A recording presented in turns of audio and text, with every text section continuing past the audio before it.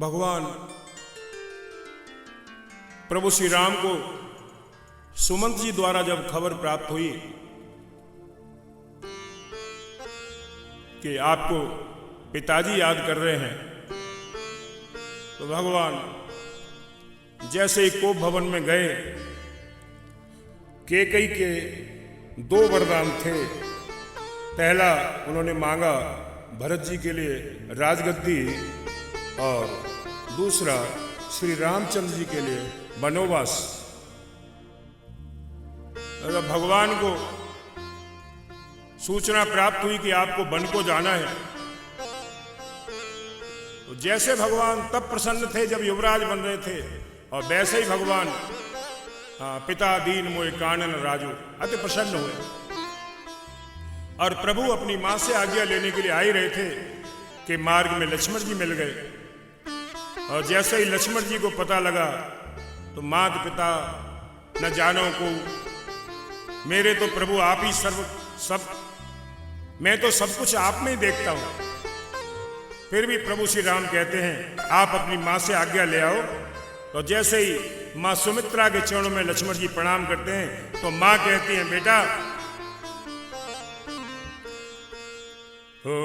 पुत्रवती जुबती जग सोई, पुत्रवती जुबती जग सोई, पुत्रवती जुबती जग सोई, पुत्रवती जुबती जग सोई, रघुपति भगत जासु सुत होई, रघुपति भगत जातु सुत होई।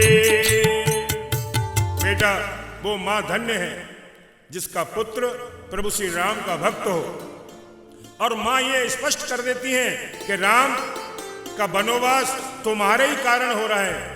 क्यों? मां मानो ये कहना चाहती हैं कि तुम शेषनाग जी के अवतार हो और पृथ्वी तुम्हारे ऊपर रखी हुई है, तो भगवान पृथ्वी के ही पाप रूपी भार को समाप्त करने के लिए जा रहे हैं वन में। तो मां यहाँ बड़ा सुंदर सूचित करती हैं, देखिए आप, तुम्हारे भाग राम बन जाए, तुम्हारे भाग राम बन जाए, तुम्हारे भाग राम बन जाए, दूसर है तो तात कछु नाही, तुम्हारे भाग राम बन जाए, तुम्हारे भाग राम